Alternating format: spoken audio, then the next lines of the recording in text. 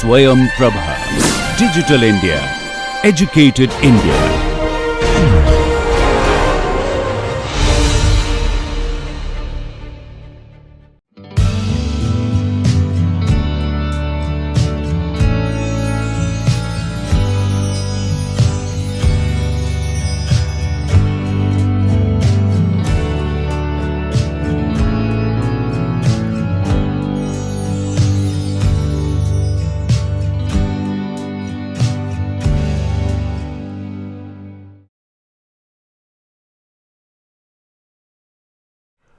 Good morning. Let us now continue our discussion of Mahesh L. Kanchwar's plays by discussing another play that he wrote, which in English is translated as The Old Stone Mansion. The play, unlike L. Kanchwar's earlier plays, it does not deal with abstract philosophical ideas of existential unease or a existential crisis, but is more. This is one of his plays which is more grounded in a particular social and economic reality. The play itself was inspired by the Russian playwright Anton Chekhov's last play called The Cherry Orchard. In the Cherry Orchard, you have an aristocratic Russian landowner who returns to her family estate, which includes a large, and well-known cherry orchard. And just before it has been auctioned to pay the mortgage. Right? So she returns to the family estate just as the orchard has been auctioned to pay the mortgage. The landowner is not very, doesn't take any action to, save the estate, and allows the sale of the estate to the son of a former serf. And the family eventually leaves to the sound of the cherry orchard being cut down. So the story itself is reflective of larger social and political and economic transformations, in around the turn of the 20th century, with the rise of the middle class and the abolition of serfdom in the mid-19th century, and of course the declining power of the aristocracy. So you see a very clear impact of influence of Chekhov's play The Cherry Orchard on Mahesh L. Kanchwar's play The Old Stone Mansion, where again you have characters representing a social and economic transition in the status of landed Brahmins in rural Vidarbha in Maharashtra. So you again, just like The Cherry Orchard, Mahesh L. Kanchwar deploys characters in the play that who represent different ages, different historical and social and affective economic ages across generations. So if you look at the opening description of the stage directions, this again gives you a sense of it's a description of the dilapidated ancestral home of the Deshpandes in Vidarbha. So the stage directions, the description goes like this. The ancient, respectable but dilapidated mansion of the Deshpandes of Dharangaon, a small village somewhere in Vidarbha. There's a veranda in front and a bedroom to the left. To the right of the veranda is a room which also serves as a drawing room, a middle room beyond the veranda, and a suggestion of more rooms further behind. A number of chairs, old, half-broken, assorted, stand on the veranda, and a swing, a very old carpet on the floor, a few bolsters in a sorry state, a carved mahogany bed, and a magnificent mirror in room A. There's an antique iron chest in B. Old steel trunks are piled in the middle room behind the veranda. The apron of the stage is the courtyard. So you see the dilapidated and broken and state of the old stone mansion, which is in a state of disuse. And you also have, for example, the Dadi, the oldest member of the family, who is constantly calling out to her son Venkatesh, whom she doesn't know is dead. So the play begins with the death of the patriarch Venkatesh, and his mother, who seems to have lost her mind, is constantly calling out to her son, thinking that he is still alive. Right? So the Dadi herself seems to symbolize a forgotten age, an age which has been bypassed by time. And then you have many other characters. For example, Prabha, who is Venkatesh's daughter. You have Ai, who is Venkatesh's widow. You have Ranju, who is the eldest son, the eldest grandson. That is the patriarch's son, Bhaskar. You have the patriarch has three sons: Bhaskar, Sudhir, and Chandu. And Bhaskar's wife, the eldest son's wife, is called Vahini. And younger son Sudhir's wife is called Anjali. And Bhaskar and Vahini have a son and a daughter called Parag and Ranju. And Sudhir has a son called Abhay, who does not appear on stage, but we know that he is somewhere in Bombay when his parents come for the patriarch's funeral back in Vidarbha. So these are the characters of the play, and Chandu, of course, the last son, is unmarried, and he's the one who actually takes care of his parents and does all the menial labor on the farm. So you see, suggestions of the impact of modernization on the village. So, for example, Ranju is this young, precocious girl, Bhaskar's daughter Ranju, who is exposed to the outside world through magazines like Filmfare or the radio, and she often listens to film songs on the radio. You also have Vahini, who is a very disapproving mother. She doesn't like the way Ranju is spending her time. She wants her to study just about enough to find her a bridegroom, and so she wants to actually get her married. And you also have the introduction of characters like Sudhir, the younger brother, and his wife Anjali. And there is a clear description of the class and the caste difference between Anjali and the others. So the Anjali is a Konkanastha Brahmin, and she seems to live up to the reputation of her caste community because she is fair, she is well educated, she is beautiful, she works, and she is not probably very familiar with the rural lifestyles. She doesn't really know what it means to actually work hard on the fields or work out and do hard labor. She's not exposed to the sun very much, so she's perceived as someone who is wealthy, comes from a very comfortable family, but also is probably a little elitist and snooty.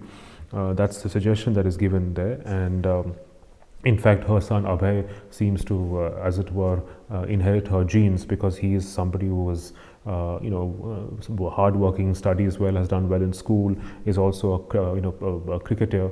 So much to the contrast of Bhaskar's son, who is Parag, who spends a lot of his time just roaming around. He wastes away his time on alcohol and drugs.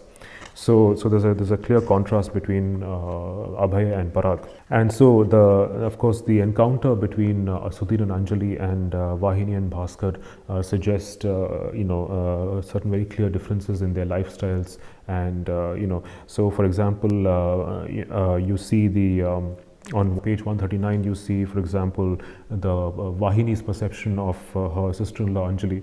She says, look, she's a Bombay girl, born there, lived there before marriage and after, and daughter of a Konkanastha. How could she bond with your people? Now, don't say or do anything till the rites are over, right? So they have all come, they've gathered together to complete the funeral rites of their father. And Vahini also says they came by taxi. You think they travel by bus like us. So there's this perception that they are fairly comfortable, and there's a very clear social difference between Sudhir and Anjali and Bhaskar and Vahini, who have spent all their lives in the village. What is also interesting is the tractor that's always stationed in the courtyard in front of the house, and many of the actors, the characters who step in and out of the house, are often their path is often obstructed by the tractor. It's an old rusted tractor which is no longer used, and the tractor itself becomes a symbol of the imminent social and economic decline and changing fortunes of the Deshpande household as they lose their traditional landed status and no longer have the kind of power, the ritual and economic power that they once had. But so the play is also set within the larger context of certain transformations that have led to the erosion of the rural fabric of the village, with for example, land reforms, the introduction of land reforms and the redistribution of land among caste groups who have hitherto been landless or have worked as landless laborers on upper caste landlords' lands. So the land that was once that the Deshpandes once possessed has reduced, has shrunk, and now they have a smaller piece of land where it is not very economical to actually have a tractor and use a tractor to actually cultivate a small patch of land. So they don't, but they still retain the tractor as a symbol of their erstwhile ritual power, economic power, right? So it's the tractor is ever present on stage as a symbol of the empty and hollow social and economic status of the landed Brahmins. There's also suggestions that there are many other caste groups, lower caste groups in the village who have resorted to other kinds of professions like the brewing of illicit alcohol and liquor. Some of the people who used to work for the Deshpandis, the cooks, or the washermen have moved to the city of Bombay for better employment opportunities, and so there is a change, a transformation in the social and cultural fabric of the village. You also have, for example, Prabha, who is the patriarch's daughter. She's the only daughter, and she is the sister of Bhaskar's sister. Her perspective also is significant because she perceives also the change, the shift in the control of the household from her mother to her eldest sister-in-law Vahini, and she in turn feels rather neglected and powerless in the hands of Vahini's presence in the household, because she is also someone who always aspired to be educated, to work. She's trying to escape the stifling patriarchal atmosphere of the household. She wants to make her own fortunes, but she's not able to till the very end. So she does feel betrayed and lost in that dilapidated house. So you have instances of this, for example, on 141, where Prabha says, "I must live off whatever crumbs you brothers throw me now. You're all right. You'll take your share and go off to Bombay. But let me tell you, Sudhir," she's telling her Bombay brother, "Sudhir, it's not even 5 days since Tatyaji died. 5 days, and Vahini has changed already. The house keys moved instantly into her keep. And I went instantly into the shadows of the back room. When Tatyaji was alive, you couldn't hear Vahini's footfall in the veranda, but within 5 days, her orders are heard away outside the Vada." Right? So this captures the sudden shift in power and the growing visible presence of Vahini in the household as the eldest daughter-in-law. And you also see again on scene 2 of the first act, 143. There's the discussion around the tractor. Right? So Sudhir asks. Bhaskar wonders if the tractor can be sold in the city, and Sudhir says, "Who'd want to buy a tractor in Mumbai? And anyhow, there isn't much left of it now. It's half buried in the ground. Every time I come, it's sunk a few inches more. The body is rusted and rotting." Bhaskar, "Nobody's used it in 20 years. Sudhir, money down the drain. You should have sold it long ago." Bhaskar, "You think we dared suggest any such thing to Tatyaji?" Tatyaji is their father, the patriarch who's just died. "It was nothing but a whim. We'll buy a tractor, he went on, and bought it one day. Fine. We thought it might be useful. Nothing of the kind. First of all, our land was tilled by the tenants. Now the landlord has bought a tractor, he'll till the land himself, they thought. They were dead set against it. Worse, it could break down all the time. Once broken, it stayed that way." Right? So the acquisition of the tractor 20 years ago made the other caste groups who once worked on their lands feel that now they don't have a job. They won't need to till the land of the Deshpandis anymore, and so they probably decide to move away, probably go to the city if possible, in search of employment. Then Vahini says, "You think you get good mechanicals in the village? So there it stands. Sudhir, you could have hired it out to other landlords." Bhaskar, "Who's got that kind of land around here? 2 to 5 acres. 12 is the limit. Who needs a tractor for that? It's not as if I didn't buy. But people should be able to afford it. Mind you, I had already told Tatyaji that we should buy 15 buffaloes instead of the tractor and start a dairy." Right? So this, of course, is very revealing of the transformations in the social caste fabric of the village. where land reforms have been introduced, and they have a smaller patch of land now, 2 to 5 acres. 12 is the limit, he says. And who needs a tractor for a small piece of land? It would have been more profitable, Bhaskar says, if they had bought 15 buffaloes instead of a tractor and started a dairy. Then Ranju says, why didn't you buy a posh car instead? Remember, Ranju is one of those young girls who aspires to make it big. She has dreams of leading a rich and free life, which doesn't happen towards the end of the play. And so again, Vahini says that the Deshpandis decided to be modern and put a tractor there. Forget about usefulness, as long as we can make a show of wealth. So we have the tractor in front and the palanquin at the back, right? So it's just an empty show of wealth. They want the others to believe that the Deshpandis are wealthy. They don't depend on other caste groups to till their land. They have a tractor to till the land, and so therefore they are modern. And then, of course, there are other suggestions of, for example, a cook who left the Deshpande household to work for a restaurant at the bus stand. So the opening up of restaurants and in the village, of course, is again a sign of the impact of modernization in the village. So even though the cook's father and grandfather spent their lives in the Deshpande kitchen, now he couldn't care less. He belongs to a new generation of people who wants to make his own living by working in a new restaurant that has been opened in the village. And they're also getting well paid for it. So they get more salaries than they ever did working for the Deshpandis. The house also is bound by the rights of pollution. Just after the funeral, Ai is very concerned that the house should be purified of the pollution of the death. Right? So she is very concerned about, she still observes these ritual rites of pollution and that comes with death. Now the interesting thing is that Bhaskar, the eldest son of the family, who has never left the village, who has worked on their ancestral land and who is now the new patriarch of the family, refuses to actually acknowledge the fact that they have long lost their financial and social status in the village. They no longer have the same status they once had. So he's very stubborn, and he insists on actually having a very lavish funeral for his father. But so he is determined to actually stick on to the ritual and social reputation they once had, when they have actually lost a lot of land and wealth because of the new land reforms and the newfound mobility of other lower caste groups from the village to the city. So he wants to be very extravagant on the father's funeral rites, even though he can't afford it.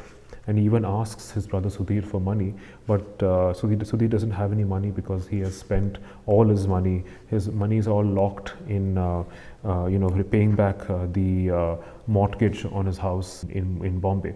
So the interesting thing is that Vahini and Bhaskar assume that Sudhir and Anjali lead rather comfortable, if not lavish, lives in Bombay, but they don't realize the difficulties of living in a city where everything is a lot more expensive, and they hardly find time for themselves. So all they do is they work from day to night. Trying to make ends meet, trying to pay off their loans, trying to pay off the mortgage, and they don't realize that the Bhaskar and his family don't realize their financial struggles, because they assume that anybody who's in the city must be well off, must be comfortable, but they don't have a sense of urban poverty. So it's so just like how Bhaskar and Vahini believe that or assume that Sudhir and Anjali are very comfortable and wealthy living in the city, Ranju also has this false impression of the modern world of consumerism, and she, the way she listens to the radio, or later on she elopes with her English tutor. She learns English from her tutor, but she's not able to speak English very well, but she wants to be able to learn to speak English as a sign of class, and so she elopes with her tutor only to be deceived by him. So these are these perceptions which are very interestingly built up in the play, where you have a rural landed family which has these rather positive illusions about the city of Bombay, where they think is the city of fortune and wealth. Then there's another character who doesn't actually appear on stage, who is Bansilal. Bansilal, their grocer, right, who once sold them vegetables, but has now actually become rather wealthy, and he has his eyes on the land of the Deshpandis. So he knows that the Deshpandis are in debt, and so he is waiting for them to sell the land to him. So he obviously has some newfound wealth. He's become rich. So that there's a discussion of that on page 145, where Vahini says, "Forget old and new. You can put away the groceries in the storeroom where Chandu Bhauji brings them. You must get the groceries today. Do you hear, Chandu Bhauji?" This is Vahini telling her brother-in-law Chandu to bring vegetables. Chandu says, "I will, Vahini." And Bhiva's chopped the firewood but not brought it in, the rascal. "Chandu, I'll bring it in." Vahini to Bhaskar, "You'd better send Chandu Bhauji to Nagarmal for the groceries. Give him a note." Bhaskar, "Why? What's happened?" Chandu, "Bansilal is asking for arrears." So the Deshpandis are so sunk, ridden with debt, that they haven't paid their own vegetable seller the amount that they owe him. Vahini to Sudhir, "Chandu Bhauji went to get 2 boxes of matches yesterday and he sent them back." Bhaskar, "Tell that bugger the Dharangaonkar Deshpandis have never died on their debts. So what if Tatyaji is dead? We're all here. Tell him I'll sell the tin off the roof to repay him. When this fellow's father came from Marwar with nothing but a lota, he made his home in our stable. He's forgotten those days now. Why did you take what that 2-bit man said?" Right? So Bhaskar refuses to acknowledge the fact that he is no longer as wealthy as he used to be, and he doesn't command or enjoy the same ritual and economic power that he once had in the village. And now he's determined to sell off the roof of his house. I mean, literally sell off the house if he has to repay the what he owes the vegetable seller. And then he also Bhaskar asks Chandu to ask Sudhir for 700 to 800 rupees for the funeral ceremony. And Sudhir says, "I don't have that kind of money. Where will I produce so much?" Right? So they can't believe that Sudhir is not able to afford, cannot give in his share of money to actually conduct the funeral rites. And then on page 149, Anjali describes their financial constraints in the city. Anjali tells Prabha that he's a Deshpande through and through, talking about Sudhir. Plus he has high BP. "You think it's all fun and games for us, but let me tell you, only we know how we manage. Pull the sheet over your head, and your feet are uncovered. Pull it down and your head's uncovered. First it was a battle to find a two-room flat. Now it's a battle to pay off the loan. At least here you own the roof over your head, and the food comes off the land." Right? So you see the ironic contrast there. That the Deshpandis are debt-ridden. They still have a small piece of land from which they are able to grow a few things, and they have their own house. But in the city, it's a competitive rat race where it's terribly expensive. There's a much higher standard of living, and they struggle with great difficulty to actually find a small 2-room flat on rent. But then they have to also pay off the loan on their house. So it's not easy for them. And Prabha doesn't believe Anjali when she says that she is poor, despite the fact that she is a Konkanastha Brahmin. There's also no electricity in the Deshpande household, which is interesting because they don't have any electrical appliances. They don't have any access to agricultural technology in the village, and so they've not even tried to get, let's say, a TV connection or an electric connection in the house. So you see that in some sense, they are also trying to. They're still living a life that has now long disappeared. And they refuse to acknowledge the fact that times have changed, right? And that they no longer command the kind of wealth and power they once had. Scene 3 of Act 1 again describes the possibility of Ranju having an affair with her English tutor. And Ranju seems to be an extremely restless and flighty character. She doesn't seem to enjoy living in the house very much. She wants to escape. There's a constant impulse for the younger women of the house to escape the suffocation of living in a dilapidated, dying house in a dying age, as it were. Then, similarly, Parag, her brother, Ranju's brother, is again a boy who's wastrel. He spends hours outside the house, roaming around, consuming alcohol. He's a drunk. He has drugs. He doesn't study, right? And so there's a contrast being made between Parag and Abhay, who's seems to be a very hard-working young man who is now also participating in the cricket tournament. So we don't see Abhay on stage, but there's this impression built that he may be like his mother, extremely promising. And so there's a very clear, divide between the rural and the urban, and a lot of these perceptions are imagined. There's an imagined divide between the urban and the rural, where the urban has made incursions into the village, and those who live in the village have this false perception of those who live in the city as people who are well off, who are comfortable, who are educated, who are upper class, upper caste too, and so on. There's also this perception that those people who live in the city are liars, right? They distort things. Like Anjali, people don't believe Anjali when she says anything. They always think that she is trying to deceive the Deshpande family because she is too tight-fisted, right? She is too miserly to give away any money, right? So there's this other impression of those who live in the city are wealthy, but they're also very tight-fisted. They're not generous. In the beginning of Act 2, you have a description of how things have not changed in the Deshpande household. So they don't have TV. So Vahini says that this place has no entertainment for children. They get bored, poor souls. When she starts sniffing and sniffling, I say, "Go, don't pester the life out of me," referring to Ranju, the wrestler's daughter of hers. Sudhir also has his own TV now. He's bought his own TV, so he stopped going to watch films outside. And Ranju is fascinated by the fact that her uncle has bought a TV, and she wishes that she had a TV.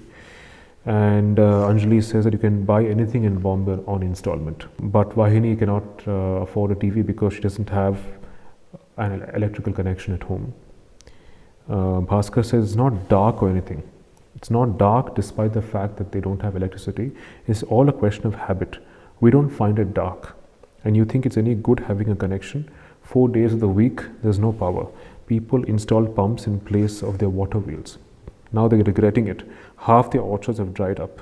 The government is happy because it has given electricity to the village, and the people are happy because they have connections. But if you ask me, there's more loss than gain in it. Right? So Bhaskar is a man of the older age. He refuses to change with the times, and he insists that there's more loss than a gain. People have lost more than they've gained by installing pumps in place of water wheels.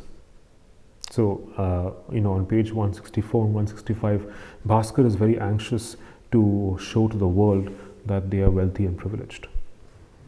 But despite the fact that they've actually lost many of their precious, brass buckets, they've sold many of their bath vessels in order to redeem their debts. Right? They have sold 2 copper vessels. They, and then he says that we didn't make a fortune out of them, as in fortune out of selling all these old pots and pans. Let me assure you, when we sell old pots, do you think we can go out into the open market with them like others? It's all hush hush by the back door. We mustn't show cracks in the facade, must be, right? So he doesn't want to actually show the reality to the world, that they are actually on the brink of bankruptcy and poverty. So the question of honor and reputation is very important. Sudhir says that we just about manage with both of us slogging from 7 in the morning till 9 at night. Still, you won't see as much as a drop of butter or milk or curds in our plates even one day of the year. You should try living in Bombay and coping. Every step costs money, right? So it's not like Sudhir is leading a very comfortable life.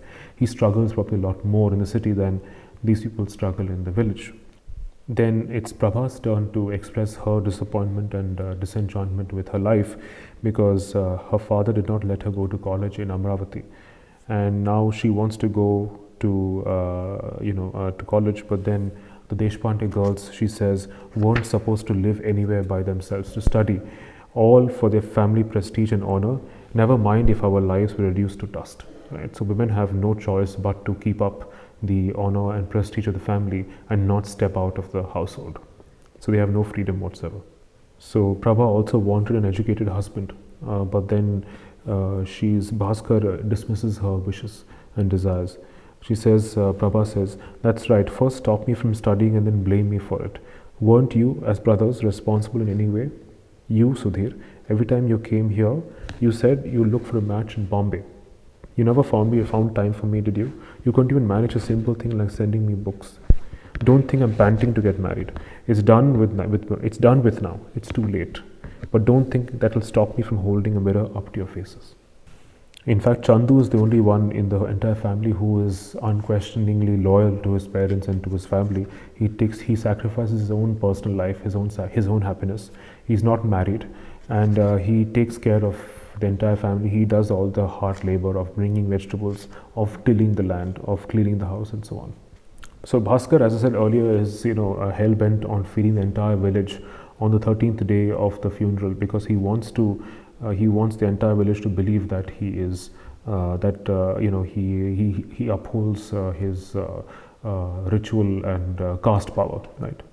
Then Bhaskar decides to mortgage the orchard to perform the funeral rites. They initially think of giving out the gold jewelry of the family, but then Vaini refuses. He said she refuses to give the ancestral jewelry of the family. But then Sudhir is unwilling to actually get the farm mortgaged, because the farm belongs to all three brothers. So Sudhir says the orchard will not be mortgaged. When have we ever been able to redeem mortgaged land? This strip of 12 acres is all that remains. Let's keep it. We'll never be able to buy such fertile land again. And also, if I suddenly need money in the future, I must have my share of the land. So Bhaskar is very upset, and he asks him, what share of the land are you talking about? Considering I've spent so much of money on your education and sent you, to study outside, and now you're working in Bombay, you have no right, you're not entitled to your share of the land. Sudhir reprimands him, rebukes him, and says that it was Tatyaji, it's in their father's money that he spent. It was not Bhaskar's own money, but it was their father's wealth, money that he spent on Sudhir's education. Sudhir said, Tatyaji spent the money. Bhaskar says, you're talking about rights, Sudhir, but you're forgetting your education. You think it came at no cost. Sudhir says, Tatyaji spent that money. Bhaskar, only in name. You know that as well as I do. He passed on the whole responsibility of your education, your marriage to me, and sat back. Did that cost nothing? And here you are demanding your share. Sudhir, look, Bhav, I've had this thrown at me a little too often. My education, my marriage. Now let me tell you something. You didn't spend out of your pocket for my education and marriage. Didn't I have anything here 20 years ago? Wasn't there enough land in my name? Expenditure on me came from the income of that land. But that ended 20 years ago. Since then, you've been living off that income. What about that? Why go on with, I did this, I did that? Rubbish. Did you ever give me a single paisa from my land, or even a measure of grain? So Sudhir seems to be, torn between these two worlds of, working away in the city. He's become an urban dweller, and now he also wants a share of he still has loyalties, ties to the family, but he also has ties to the land, to the ancestral land, and he demands his share of the land. Bhaskar says, you should come and take what's yours. Sudhir, are we beggars to come and take things? The question is whether you are big-hearted enough to give me anything. Earlier, I used to spend my leave here, but you kept hinting I was saving my salary staying here. So I swore not to come too often, and even when I did, not to stay for too long. I kept away for years at a time, but you couldn't stand that either. Why are you calling me greedy then? Bhaskar then retorts, saying, are you through? Yes, I agree with everything you say. I didn't give you your income, neither cash nor grain, true. But did you ever feel like asking me once, in all these years, how the land was doing? I took Ai to Amravati for operation. I had to set up house there for 2 months. Then came Tatyaji's illness. You think that didn't cost money? Sudhir, the same thing again. Why do you think it was your money that you spent on Ai and Tatyaji? Everything belonged to them. Why do you make out that they were obliged to you? Bhaskar, come here once and see for yourself. If the harvest is good 1 year, it's bad for the next 3. Sudhir, how can there be a bad harvest on such well-watered land? Bhaskar, then the land went to the tenants. We had to fight it out in the law courts. The minute a hearing was announced, I had dropped everything and rushed to Amravati. I lost so much money during that. From top to bottom, they were all Brahmin haters. every one of them, didn't allow a single verdict to go in our favor. Whining and dining top officials isn't something I can do. You don't know how difficult it is for Brahmins to survive as farmers nowadays. So this is a reflection of the larger reality of Brahmins who are now no longer the rich landlords they once were, and the fact that they now have to also confront an entire bureaucracy of non-Brahmins, people who also hate Brahmins for the kind of rich social and cultural capital that they have and had. And so that's the new social reality of the landed Brahmins of Maharashtra. Sudhir, so how do the others manage? Bhaskar, have you seen how? There were 7 Brahman families in this village. 3 left long ago. There's no one left to light a lamp in their homes. Of the remaining 4, 2 are priests and 1 a teacher. All deep in debt. So all the Brahmin families that once lived in the village are now deep in debt. Many of them have actually left the village, right, in search of better fortunes. With us, the facade is big and the debts are big. Other castes are doing fine. They open a liquor shop and soon they've built a large house. This is the new fortunes of the other caste groups in the village. Some have bought trucks, others are in brokerage, and there's always politics as the last resort. Are we capable of doing any of these things? Times have changed, but our expenses remain unchanged. Festivals, family rituals, annual death rites. You have left all this to me and gone off. The Ganapati Gauri festival alone costs a good 700 or 800 rupees, right? So Bhaskar has not changed with the times.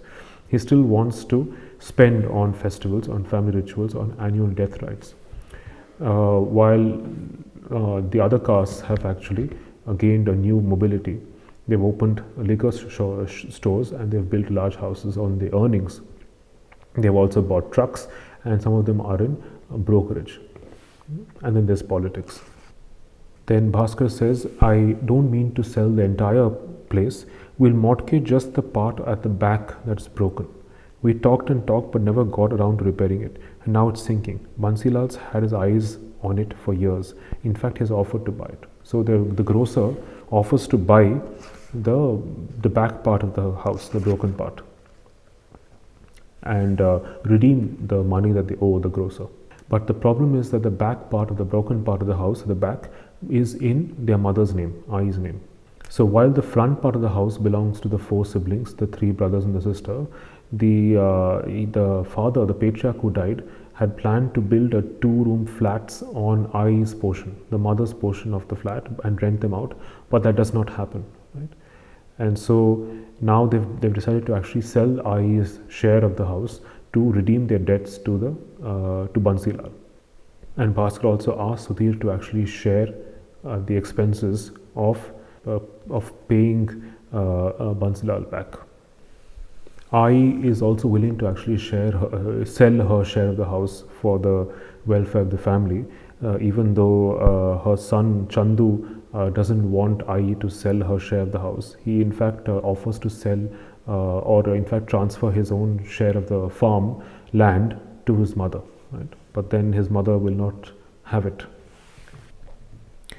And finally, of course, they decide to sell the orchard at the back because that's the only way that they can actually make money to redeem their debts.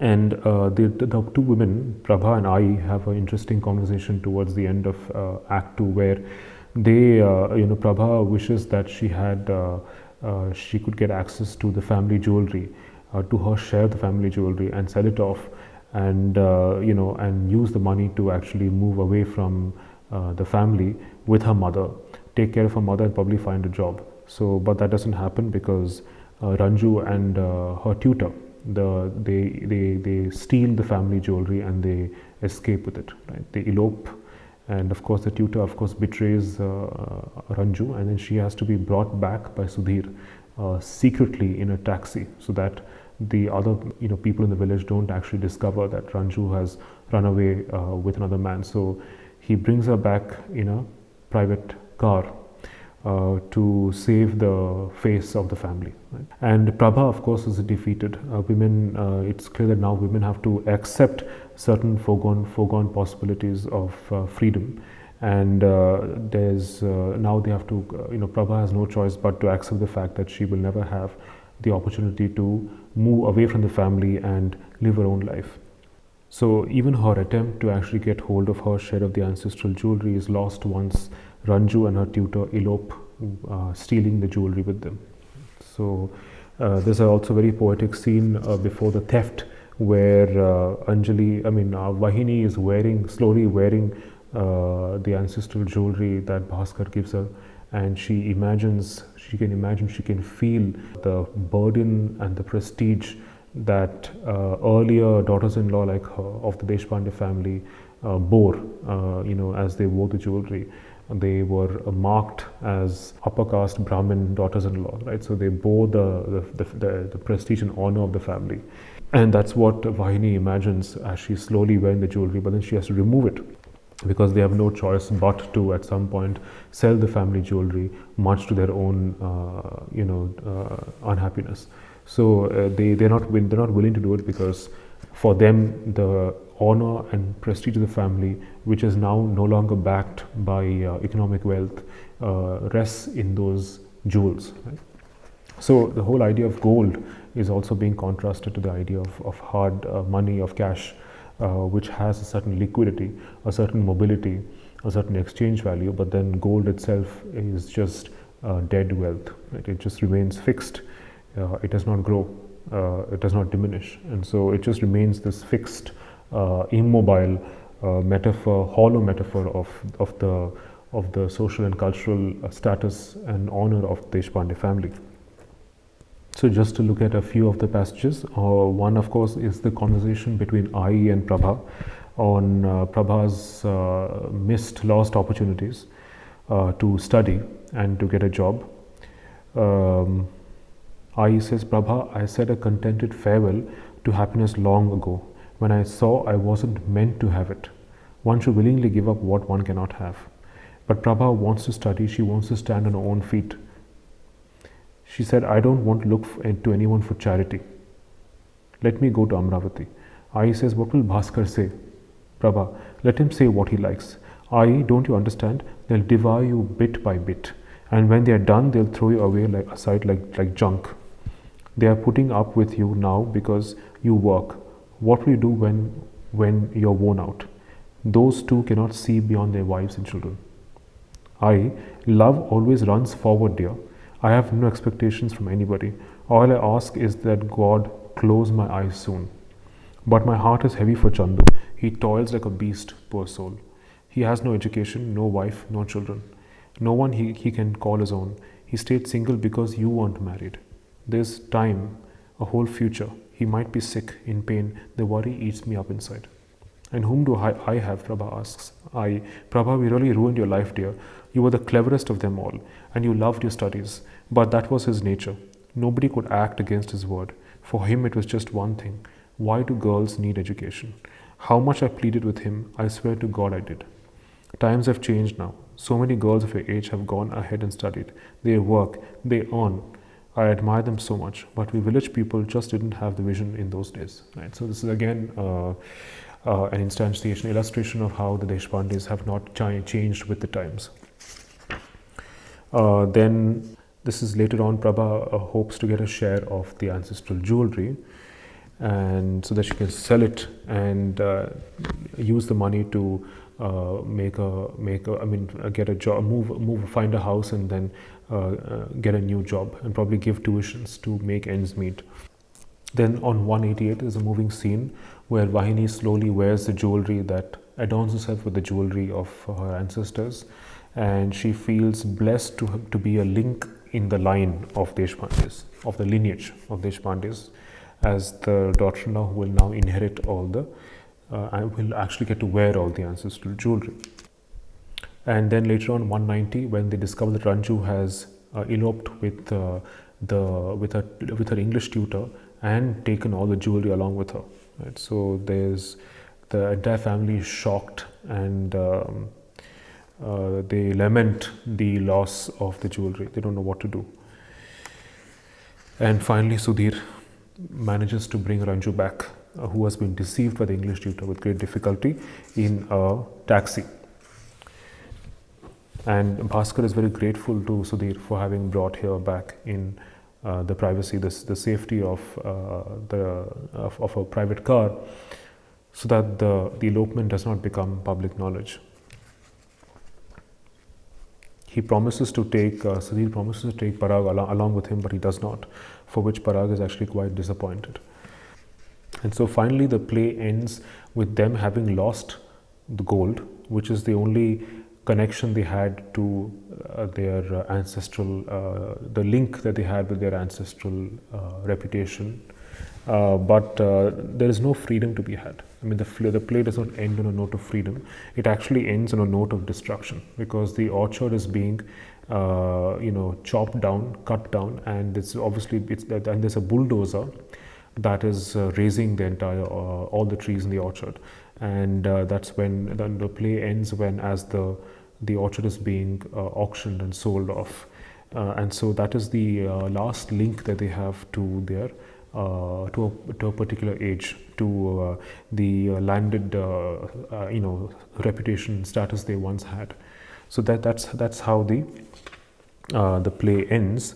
So in some sense, the play also ends on a similar note to Anton Chekhov's play The Cherry Orchard, which also ends on a note of destruction, which is again symbolic of the larger socioeconomic forces of transformation in Russia, with the decline of the aristocracy, the abolition of serfdom, and the rise in the middle class. And in this case, of course, the transformation in the landed status of the rural Brahmins of Vidarbha, Maharashtra, and the rise of other caste groups, and also the mobility of social caste groups from the village to the city in search of better opportunities. But also the play seems to suggest that the city is not always a better or brighter alternative to life in the village, because we can see from Sudhir and Anjali, who also seem to have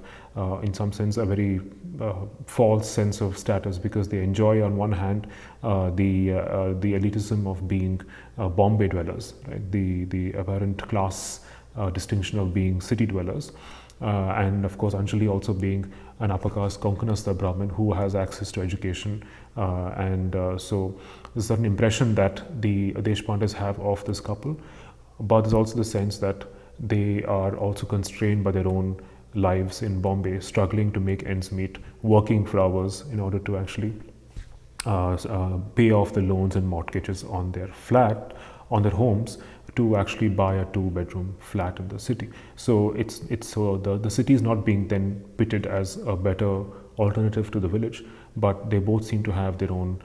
They're both trapped and bound by larger socioeconomic transformations. So that's our discussion of Mahesh L. Kanchwar's The Old Stone Mansion. We'll be back with the discussion of another play by Mahesh L. Kanchwar called Reflections, which belongs to a later phase of his career as a playwright. Thank you.